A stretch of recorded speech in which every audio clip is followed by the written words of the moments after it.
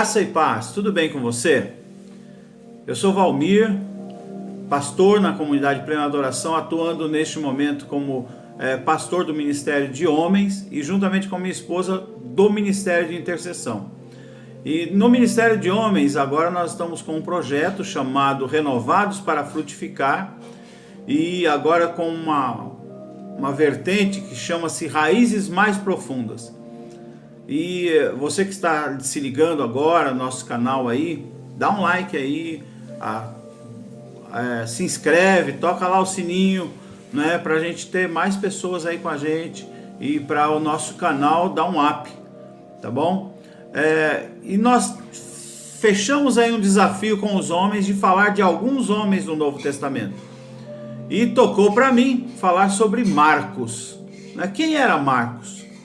O evangelista Marcos, aquele que escreveu o segundo evangelho da Bíblia. O primeiro é Mateus, o segundo é Marcos, né? Terceiro Lucas e o quarto João. E quem era esse Marcos? E eu gostaria de começar essa história falando assim para você, que pense sempre que há possibilidade de uma segunda chance. Há possibilidade de você receber uma segunda chance e também de você dar uma segunda chance. E aí nós tocamos na história do Marcos. Quem era Marcos? Ele era judeu, ali vivendo no primeiro século. Provavelmente ele conviveu em algum momento ali com Jesus. Não é citado entre os 12, mas talvez fosse um dos 70, não é? O Marcos, ele morava em Jerusalém com sua mãe Maria, talvez já viúva, porque o nome do pai não é citado em momento algum, e era uma família abastada, pelo menos aparentemente abastada. Viviam numa casa grande em Jerusalém, que era uma metrópole ali no momento, né? Tinha pelo menos uma criada, que a Bíblia cita o nome de Rode, era a criada deles, então eles tinham um certo poder aquisitivo ali. E o Marcos, ele era primo de um outro homem muito conhecido na Bíblia, chamado Barnabé, né? Barnabé, que foi companheiro de Paulo na sua primeira viagem missionária. E o que acontece? Barnabé e Paulo, eles levam Marcos, esse que era sobrinho de Barnabé, chamado João Marcos. Na verdade é o seguinte, o nome dele era João, Yohanan, né? Que significa Javé mostrou graça. Esse era o nome dele. Mas havia ali entre os judeus o costume de mudança de nome para um nome latino. Por que nome latino? Porque a língua falada ali era o latim e o grego.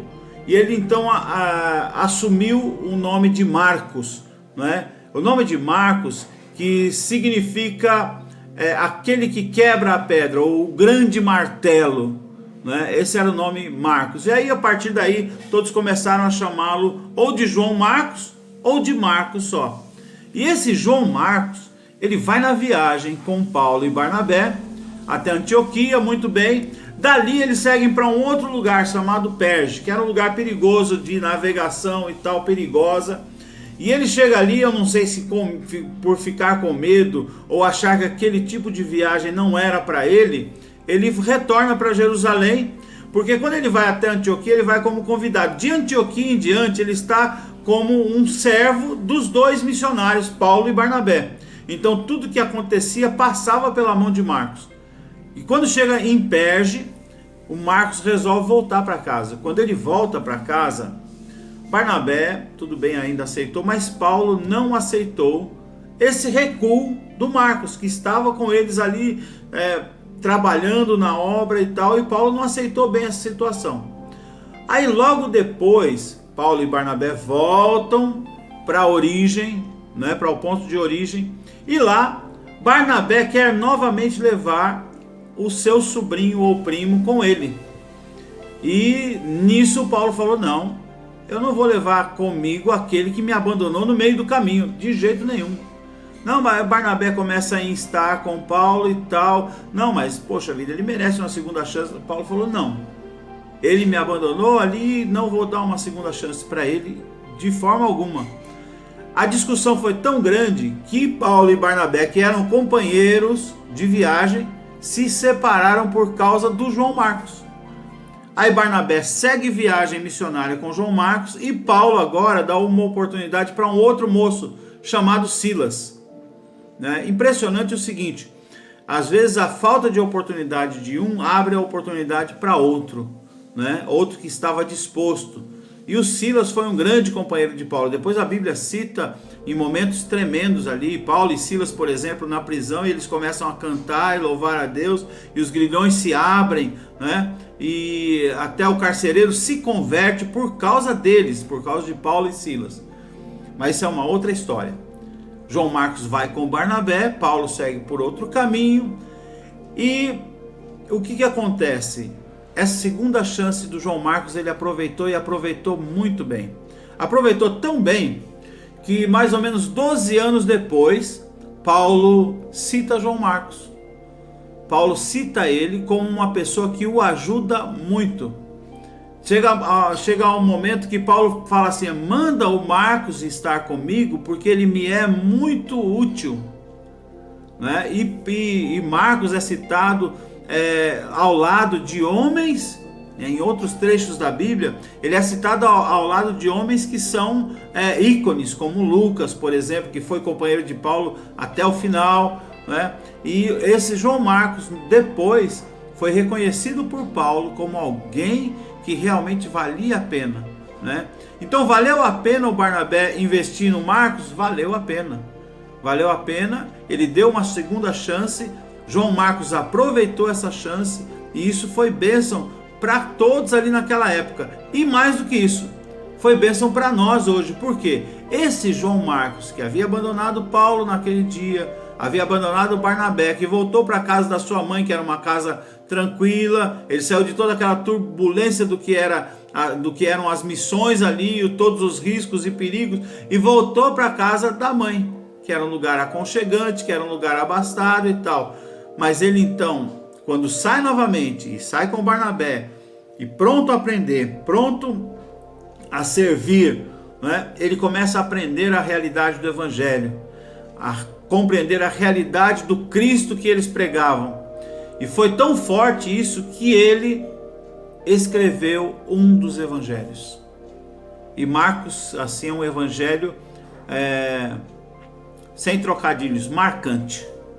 É um evangelho assim muito incisivo, o evangelho de Marcos, muito prático. O evangelho de Marcos, ele é um dos evangelhos mais práticos que a gente tem ali, porque sempre há uma ação, e uma ação atrás da outra, que acontece somente no livro de Marcos. Então Marcos foi realmente um ícone aí, e ele aprendeu, e nos ensina, a história do Marcos, ela nos ensina que é possível ter uma segunda chance, é possível aproveitar uma segunda chance e é possível dar uma segunda chance. É tremendo. E olha só, Deus, ele sempre está pronto para acreditar em você. Talvez Paulo não tenha acreditado naquele moço durante aquele tempo, mas Deus continuava acreditando nele. E Deus não havia abandonado. Deus tinha um plano e um projeto para a vida de Marcos, ao lado de Barnabé. E depois o Marcos se destacaria de tal forma que é interessante que Barnabé, que foi um camarada que foi fantástico, ele é citado na Bíblia como o homem das consolações, ele é também chamado de José das Consolações, Ele era um homem bom, a Bíblia fala, um homem piedoso, cheio de temor e fé. Esse é o Barnabé. Mas não tem nenhum evangelho escrito por Barnabé, não tem nenhuma carta escrita por Barnabé. Mas o Marcos, que foi seu discípulo, que aprendeu com ele, esse tem um lugar de destaque na Bíblia. Ele é o segundo evangelista. Então vale a pena você dar chance, vale a pena você receber a chance e aproveitar aquilo que Deus está fazendo ou está abrindo para você como porta, para que você torne isso como bênção para outras vidas. E foi o que aconteceu na vida de João, também chamado Marcos. E com isso nós podemos dizer o seguinte: a Bíblia tem dois evangelhos de João. Tem o João, que escreveu o Evangelho de João, e tem o João Marcos, que escreveu o Evangelho, que leva o nome latino dele, que era Marcos, né? Então nós temos essa peculiaridade aí no Novo Testamento. Deus abençoe a sua vida, que aquilo que nós aprendemos aqui, que estamos aprendendo, sirva como bálsamo, sirva-nos como edificação, como exortação para aquilo que o Senhor tem na frente, para aquilo que o Senhor tem no seu futuro, para aquilo que o Senhor tem no seu presente agora, né? Você está vendo alguém que você acha que merece uma segunda chance, ou acha que não merece, mas mesmo assim você está vendo que ele precisa de uma segunda chance? Esse é o momento, e Deus está mostrando para você que é o momento de você dar essa chance. Amém. Deus abençoe você.